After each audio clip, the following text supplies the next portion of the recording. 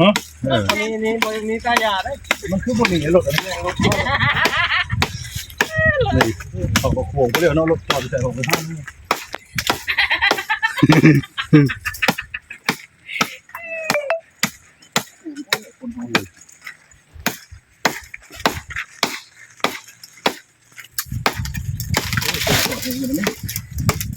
นพอโอ้มีเลยครับเบิ้งมีที่นี่เลยนะอย่าหนึ่งกับบ่มีเนาะ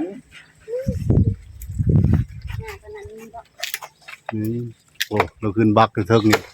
มันสิขับหัวผู้ใดเด้อ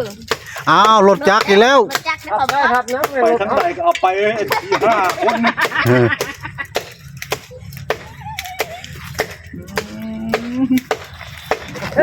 นควงพอดีอย่างนี้ ลงเลย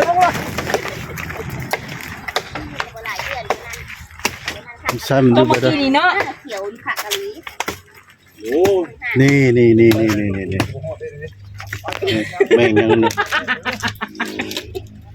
มันมาดูรถเพิ่นนี่อยู่แท้ถุงนะแม่ บง การลดระบบของมัน ถุงยางนะมานะแม่ มันบอกแล้วรถก็ได้ไปได้ชั้นนั่นแหละมันเนาะ ถุงยาง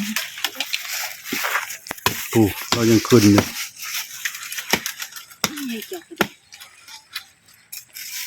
โอ้ยงานนี่บ่มีบ่พาลงกระยางงานนี่ อ้าวโอ้ย นี่ละข้างนี่เด้อ แล้วก็ บ่มี อย่างสิเมื่อกับเมื่อเด้อสิ เดี๋ยวเราสิลากแล้วเราจักเราเมื่อ เมียนเขาก็ยังนำมาเก็บน้ำ ได้มาเป็นกัน งานคูณฮาวเด้อในตีนเด้อ เออ ก็ขึ้นตัวหนึ่งเดี๋ยวไปงานคูณฮาวได้เขาจังลงมาหา เอาเลย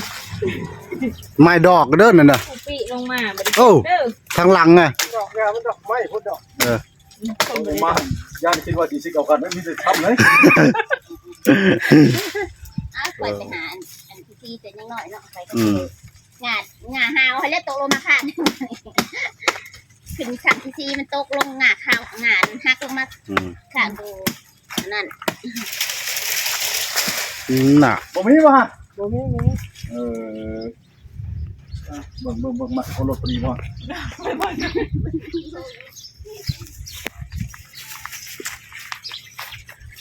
มีบ่ บ่มีบ่ไปกระยางงานนั้นบ่มีดอก ยากบ่ไปแล้วนี่ก็ดีตัวนี้ได้ค่ะนี่ฮะมีบ่อันฮะ แล้ว มีอยู่เลยมีคือกันขนาดลงมาลงงาน ผัวจะว่าบ่มีก็บ่มีนี่ โอ้ยใช่ของบ้านการนี้ นี่งาตัวนี้เนี่ยนี่ตัวนี้ มันบ่มี บ่มีป่ะ บ่มีก็ห้างลงมันเป็นของเจ้าตัว มีแค่ของในหมวกอยู่ตลาดขายอยู่เด้อหัวเด้อบาทเด้อคน5หัวเด้อบาทเนี่ยคนบ่ได้คนบ่ได้คนนี้นะนี่เฮาโอ้พี่เด้อผมมาพี่เด้อ อย่าไปงานนั้นบ่มี ผมมาพี่เลยคนที่หันหัว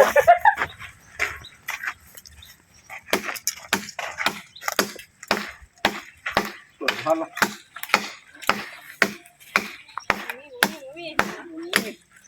แม่นกลัวจะได้บ่มีเด้ บ่มีบ่ จะสิว่าเอาเฮ็ดหยังบ่มีบ่มีงาน ก็นั่นแหละน่ะ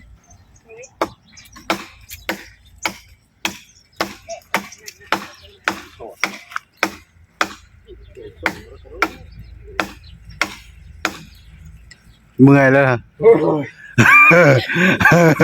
เมื่อยแล้วเอาลงแล้วอ้าว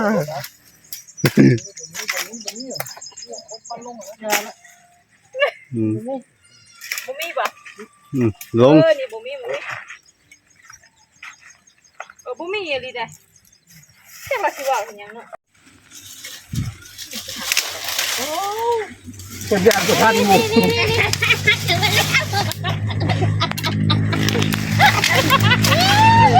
เป็นยางสุพรรณ เอา ห บ่ มู่ ก็แท้ถุงก็ได้ เป็นยางสุพรรณหมู่ฮักเอา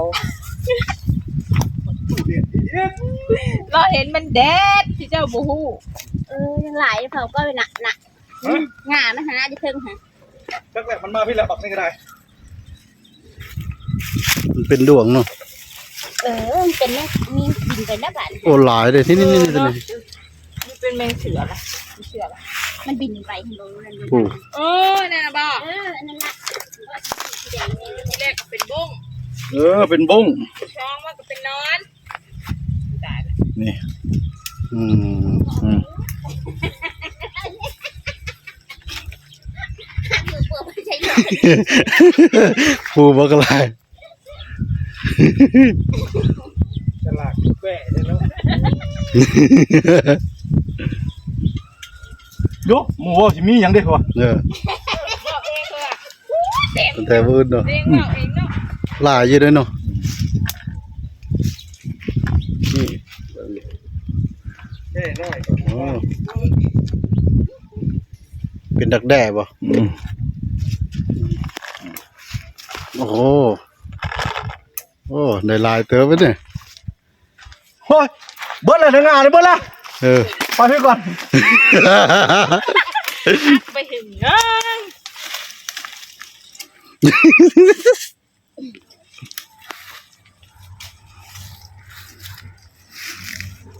หักไปงานบางอย่างขึ้นมามี โอ้ยแต่มีแล้วบ่พาเก็บ เบิ่งเขามดที่บลัม โอ้ มาก่อนทำมางานได้ก่อน ที่บลัมดอกที่บลัมหัว ไปหักใช่ ใช่ดูเบิ่งที่บลัม อยู่ต้นคูณ บ่สู้เพราะมันมาได้เก็บซับตัวได้มาได้เก็บได้นะ เจ้าเปล่าออกรถเขามาจะไหนนะ โอ้มากันช่างก็หยุดได้นะ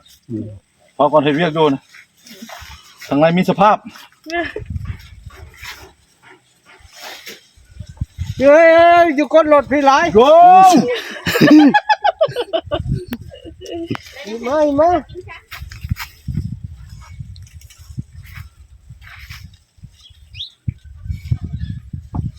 แก่เลยมันสบายเนาะ แก่ กดหล่นในร้านแท้ๆสิ ไปทั้งรถผมว่า ผู้เจ้าของบักลงมาเมื่อไรดิ แก่มารถเขายังแหวนน้ำอยู่เขาว่าฉลาดเขาไม่ฉลาดกว่าเขาอีก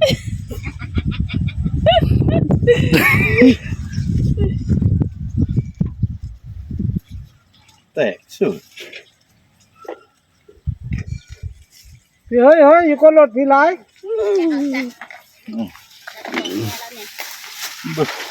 เมียคอยกินเป็ดบ่ เมียเราจะกินนอนนี่บ่ ให้เราแพ้เลย โอ้ยว่าไปแล้ว ก็ไม่กินบุฟเฟ่ต์เราไปเนี่ย ว่าไปแล้วบอกเมียกินบ่เป็นถ้ามากินเป็ดมันก็หาแหละเมีย มาอยู่ผมนะมันดิ่งตรงนั้น มาแล้ว มันจักกดเอาซื้อดอก บอกมาบอกมันหาเลยเมียเงียบครับ